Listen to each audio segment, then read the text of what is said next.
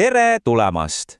Hakkame kohe pihta ja vaatame, kuidas ühe raamatu suured ideed meile kõigile selgeks ja arusaadavaks teha. Mõtle korraks, kas sa oled kunagi tundnud, et sa võitled iseendaga? Et üks osa sinust tahab üht ja teine midagi täiesti vastupidist. Nagu sind tiritaks kahes eri suunas samal ajal. No vot, aga mis siis, kui ma ütleks, et parim teejuht selle sisemise heitlusega toimetulekuks elas juba 2500 aastat tagasi?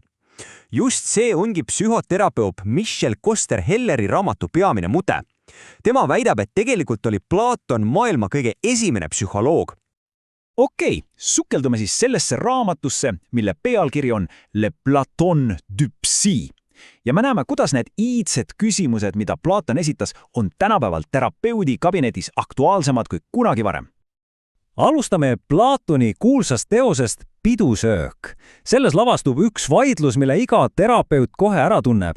Küsimus on lihtne, kas me peaksime püüdlema harmoonia poole või peaksime oma sisemised konfliktid hoopis omaks võtma? Ja siin lähebki asi põnevaks, sest lavale astub kaks täiesti vastandlikku ideed. Ühelt poolt on meil arst Eryxechimas, kes ütleb, et kuule, tervis on harmoonia, rahu ja tasakaal.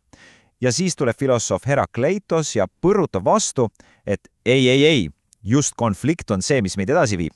See ongi loovuse ja kasvu allikas. Herakleitos kuskuski, et tõeline tugevus ei tule sellest, et me oma sisemisi lahinguid väldime.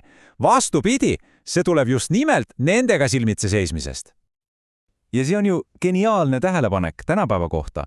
Koster-Heller toob välja, et mõnikord kannatavad inimesed hoopis liiga suure harmoonia all. Väliselt on kõik justkui ideaalne, aga tegelikult surutakse konfliktid alla, kuni ühel hetkel see kõik purskub välja ärevuse või depressioonina.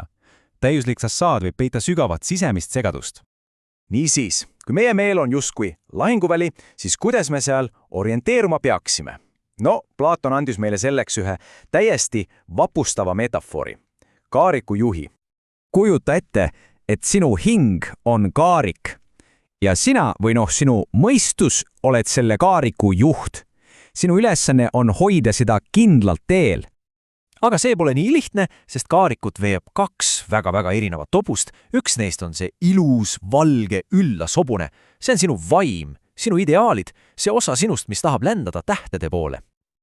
Ja siis on see teine hobune, metsik, taltsutamatu must hobune. See sümboliseerib sinu maiseid ihasid, instinkte ja kõike seda, mis sind maa poole kisub. Ja just see pidev võitlus nende kahe hobuse vahel, see püüdlus need oies hoida, see ongi inimeseks olemise tuum. Ja siin ongi kogu asja võtti, tead. Eesmärk pole seda musta hobust kuidagi ära tappa või alla suruda, sugugi mitte.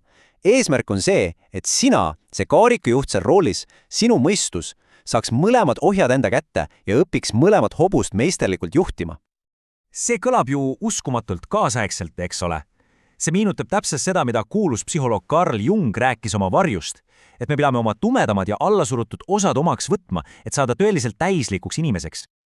Ja see enesejuhtimise idee viib meid otse Platoni kõige kuulsama mõtte juurde üldse. Koopa allegooriani. Ja Koster-Helleri jaoks on see täiuslik kirjeldus teraapiaprotsessist endast. Mõtle sellele pildile, inimesed on aheldatud koopasse, selg valguse poole.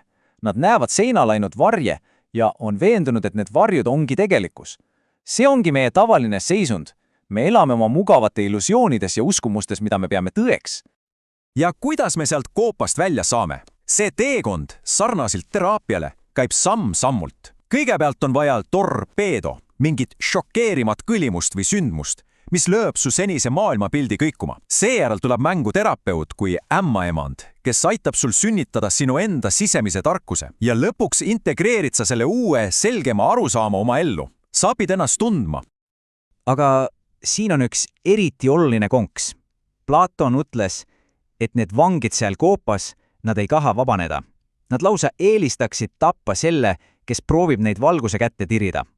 Ja see kirjeldab täiuslikult seda, mida psühholoogias nimetatakse vastupanemuseks. Meie võimsat, instinktiivset soovi klammerduda tuttava külge, isegi kui see meile haiget teeb. See kõik viib meid küsimuseni, kuidas on võimalik, et see 2500 aastat vana kaart meie meelest on ka täna nii hämmastavalt täpne? Vastus on lihtne. Platon andis meile midagi palju enamat kui lihtsalt kuiva filosoofiat. Ta andis meile keele, millega oma sisemaailmast rääkida. Ta andis meile ajatud metafoorid, mis aitavad meil mõista oma sisemisi võitlusi. Ta näitas meile, et eneseleidmise teekond on raske, aga võimalik. Ja mis kõige olulisem, ta näitas, et filosoofia pole mingi tolmunud raamatuteadus, vaid praktiline tööriist paremaks elamiseks. Ja nii see meid jätabki ühe viimase, aga kõige olulisema küsimusega, mida endalt küsida. Kes või mis juhib tegelikult sinu kaarikut?